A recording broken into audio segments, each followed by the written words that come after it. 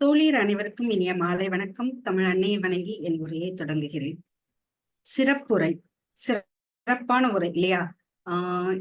இந்த மாதமே சிறப்பான மாதம். அதுல இந்த சிறப்புரை வழங்க வாய்ப்பளித்த தோழி அமைப்பு குழுவிற்கு எனது முதற்கு நன்றி. சிறப்பான மாதமா அப்படின்னு கேக்குறீங்களா? இல்ல, எல்லாருக்குமே தெரியும் இல்லையா? இது மகளிர் தினத்தை கொண்டாடும் மாதம், மகளிர் மாதம். ஒரு ஆண்டுல 12 மாதத்திலையும் ஒவ்வொரு மாதத்திலையும் ஒரு ஒரு சிறப்பு இருக்கு இல்லைங்களா? மார்ச் மாதம் இன்னும் மாபெரும் சிறப்பு தாங்க. மகளிர் கொண்டாடுற நாள் மாபெரும் சிறப்பான மாதம் தானே. இந்த மாதத்துல இந்த வாய்ப்பை அளித்த தோழி அமைப்பு குழுவுக்கு எனக்கு முதற்க நன்றி.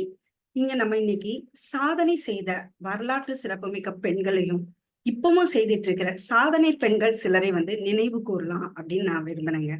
அவர்களை பற்றி தான் இன்னைக்கு நம்ம பார்க்க போறோம். சாதனை பெண்கள் அப்படின்னு தலைப்புல நம்ம பார்க்கலாம். வரலாற்று சிறப்புமிக்க சாதனை பெண்கள் அப்படின்னா நமக்கு நிறைய பேர் இருக்கிறாங்க இல்லையா? நமக்கு நினைவுல முதல்ல வர்றது அப்படின்னு பார்த்தோம்னா ஜான்சி ராணி லட்சுமிபாய் நமக்கு ஞாபகத்துல வருவாங்க. இப்படி ராணியாக இருந்தே பல பெண்களும் சாதனைகள் செய்திருக்க தைரியமும் நம்பிக்கையையும் மட்டுமே துணையாக கொண்டு பல்வேறு துறைகள்ல பல பெண்களும் சாதனைகள் செய்துள்ளாருங்க.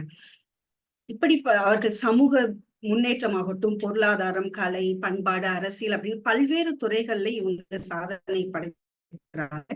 இப்படி வரலாற்று சிறப்புமிக்க பல பெண்களும் சாதனை செய்து நமக்கு இன்னைக்கு ஒரு முன்னோடியாக இருக்காங்க அப்படின்னு நம்ம சொல்லலாம். இவங்களாலதான் நம்ம இன்னும் பல துறைகள்ல பல பெண்கள் முன்னேறி வருகிறார்கள். இது ஒரு உதவியாக இருந்தது அப்படின்னு சொல்லலாம். நம்ம லக்ஷ்மிபாயை எடுத்துக்கிட்டீங்கன்னா இவங்க ஜான்சி மாநிலத்தின் ராணி. இவங்க பல வித்தைகள் கற்றறிந்தவர்கள். ராணி என்றாலே ராணி பல வித்தைகள் தெரிந்தவர்களாக இருந்திருக்கிறாங்க. கற்றுக் கொடுத்திருக்கிறார்கள். பெண்ணாக இருந்தாலும் பல வித்தைகள் அந்த காலத்துல கற்றுக் கொடுத்திருக்கிறாங்க.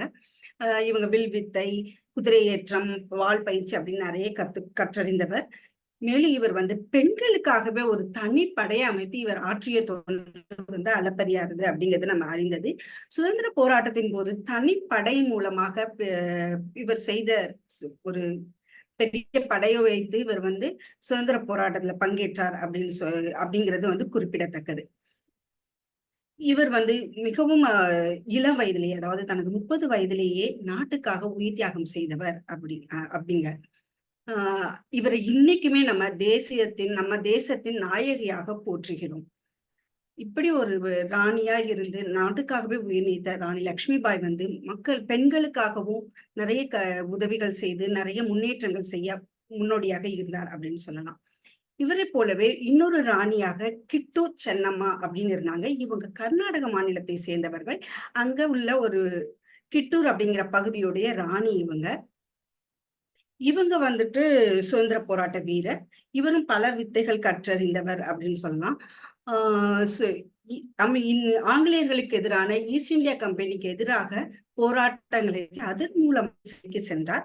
சிறையிலேயே உயிரும் நீத்தவர் இவர் அப்படிங்கிறதும் குறிப்பிடத்தக்கது. இவர் இன்று கர்நாடக மாநிலத்தில் வீர மங்கையாக போற்றுகிறாருங்க.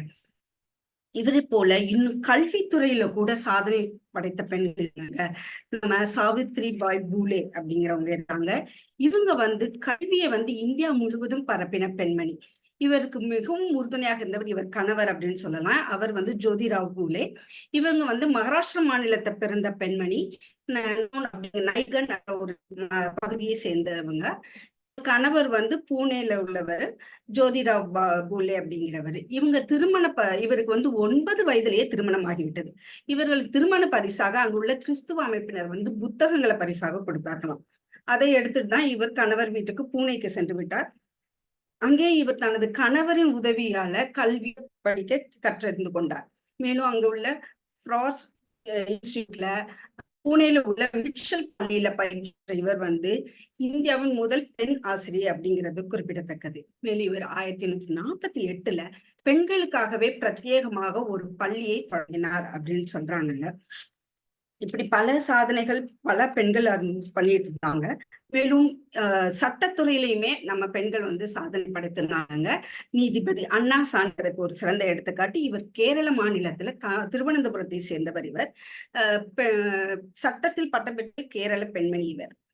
பெண்களுக்காகவே தொடர்ந்து வாதாடி வந்தவர் இவர். முன்ஷீப் அப்படிங்கிற இந்திய நீதிபதி, பெண் நீதிபதியாக நியமிக்கப்பட்டார். மாவட்ட நீதிபதியாகவும் இவர் பணியாற்றி வந்தார். 1959 கேரளா உயர்நீதிமன்றத்தின் நீதிபதியாக நியமிக்கப்பட்டு தொடர்ந்து 9 ஆண்டு காலம் இவர் பணியாற்றி வந்தாங்க. இப்படி சட்டத்துறையாகட்டும், கல்வித்துறையாகட்டும், எல்லாத்துலயுமே நிறைய சாதனை படைத்த பெண்கள் நம்ம பார்க்க முடியுது. இன்னைக்கு அவர்களை எல்லாம் நினைவு கூறுவதில் ரொம்ப பெருமைப்படுகிறேன். இன்னும் பல சாதனைகள் செய்து கொண்டிருக்கின்ற பெண்களையும் நம்ம பார்க்கலாம். இதுக்கு குறிப்பாக முதல்ல எடுத்தோம்னா நம்ம வந்து புதுக்கோட்டை ஆட்சியர் மெர்சி ரம்யாவை பத்தி பார்க்கலாங்க. இவங்க வந்துட்டு 2015 ஆட்சியர் பயிற்சியை படிச்சுட்டு விழுப்புரம், குமரி மாவட்டத்துல உதவி துணை ஆட்சியராக பணியாற்றி வந்தவர். அதுக்கப்புறம் மாவட்ட பணியாட்சியாகவும் இவர் ஆட்சியராகவும் இருந்தார். தொடர்ந்து வணிக வரித்துறை ஆட்சியராக பணிபுரிந்து வந்தார். தற்போது புதுக்கோட்டை ஆட்சியராக பணியாற்றி கொண்டிருக்கிறார். இவர் வந்து தன்னுடைய புதுமையான திட்டங்கள் மூலமாக மாவட்டத்தை சிறப்பாக நடத்தணும், நிர்வகிக்கணும் அப்படிங்கிற எண்ணத்தோட பல இயக்கங்களை கொண்டு வர்றாருங்க. இவங்களோட இப்பவும் மக்களால் பேசப்பட்டிருக்க முதல் இயக்கம் அப்படின்னு பாத்தீங்கன்னா காஃபி வித் கலெக்டர் அப்படின்னு சொல்லி ஒரு இயக்கம் வச்சிருக்காரு. இந்த இயக்கத்துல வந்து அரசு பள்ளி மாணவிகளை கண்டு உரையாடி வருகிறார். அவர்களுக்கு இனிப்பு காரம் விளங்கி அவர்களோடு உரையாடி வருகிறார். அந்த இயக்கத்தின் மூலமாக மாணவ மாணவிகளை ஊக்குவித்துக் கொண்டிருக்கிறார். இதுல ஒரு குழந்தை கேட்டுதான், எது உங்களை IAS ஆக தூண்டியது அப்படின்னு சொல்லி ஒரு கேள்வி எழுப்பியதான். அதற்கு அவர் சொன்னாங்கன்னா, பள்ளிக்கு விடுமுறை கொடுக்கணும்னா கலெக்டரா இருக்கணும் அப்படின்னு என் சிறுவயது தாக்கம் தான் நான் இன்று IAS ஆக உங்கள் முன்னால நிக்கிறேன் அப்படின்னு சொல்லி வேடிக்கையாக பேசினாராம் மாணவர்களிடம். இன்னும் பல இயக்கங்களை வந்து செய்து கொண்டிருக்கிறார்.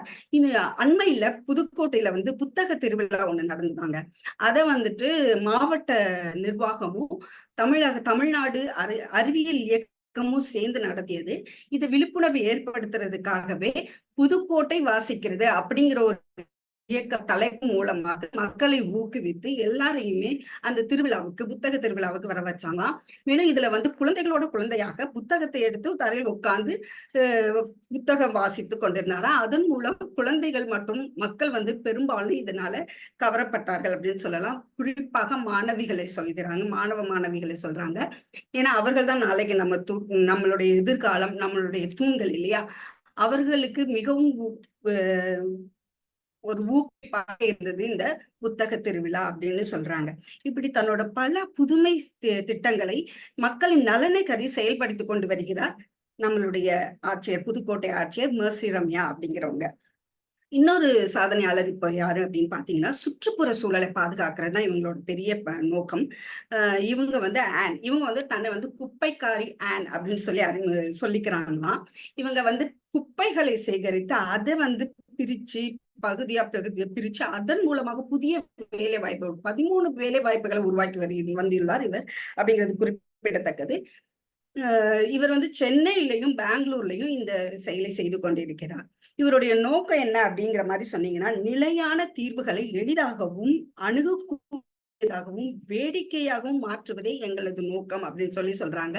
இவங்க வந்து சோசியல் என்டர்பிரைசஸ் அப்படின்னு ஒரு நிறுவனத்தின் மூலமாக பேஸ்ட் 360 சொல்யூஷன்ஸ் அப்படின்னு ஒரு சமூக நிறுவனம் ஒண்ணு நடத்தி அதன் மூலமாக இந்த செயல்களை செய்து கொண்டிருக்கிறார். இவர் சுற்றுப்புற சூழல் பாதுகாப்புல ரொம்ப முன்னோடியாக திகழ்ந்து வருகிறார். இப்போ குப்பைகள் அப்படின்னு திருமண விழாக்கள் ஆகட்டும், பெரிய குடியிருப்பு பகுதிகள், அங்க உள்ள குப்பைகள் எல்லாம் சேகரித்து அதை வந்து மறுசுழற்சி செய்து அதன் மூலமாக புது பொருட்களை எல்லாம் சந்தைக்கு கொண்டு வராங்களாம். அதாவது இப்போ மெத்தை, மேஜை, நாற்காலி அந்த மாதிரி எல்லாமே கூட பண்றாங்க. அதுவும் இல்லாம இந்த பூக்கள் இருக்கு இல்லையா, பூக்களின் கழிவுனால ஏற்படுகிற மாசுபாட்டை தடுக்கிறதுக்காகவே அதையும் சேகரிக்கிறாங்க. கோயில்ல இருந்து கோயம்பேடு மார்க்கெட்டு அங்கெல்லாம் இருந்து அதெல்லாம் சேகரித்து அதையும் மறுசுழற்சி செய்யறாங்க. இன்னொரு முக்கியமான இது சுற்றுப்புற சூழல் பாதுகாப்பு செய்யறாங்க. ஏன்னா கேட்டீங்க, இந்த சிகரெட்ல உள்ள அடிப்பகுதி வந்து ரொம்ப பஞ்சு போல இருக்குமாங்க. ஆனா அது வந்து 5000 லிட்டர் தண்ணியை வந்து மாசுபடுத்தும். அதை பத்தின ஒரு விழிப்புணர்ச்சியை ஏற்படுத்தி அதை சேகரித்து அதை மறுசுழற்சி செய்து அதன் மூலமா மெத்தை, பொம்மைகள் அப்படின்னு செய்து அதை விற்பனை செய்யறதுக்கு ஒரு துணையா நிக்கிறாங்களாங்க. இப்படி சுற்றுப்புற சூழல் பாதுகாப்புல முன்னோடியாக திகழ்கிறார்கள் இவர். இவர் யாருன்னா நமக்கு ரொம்ப அறிமுகமானவங்க தான். அவ்வை சண்முகி படத்துல வருகிற குழந்தை நட்சத்திரம் தான் இந்த ஆன் அப்படிங்கிறது. இவரு வந்து மக்கள் குரல் அப்படிங்கிறவங்க வந்து சாதனை பட்டியல் எடுக்கிறாங்க பெண்களை. அதில் முக்கிய பங்கு வகிக்கிறார்கள் இவர்கள் எல்லாம் அப்படிங்கிறது குறிப்பிடத்தக்கது.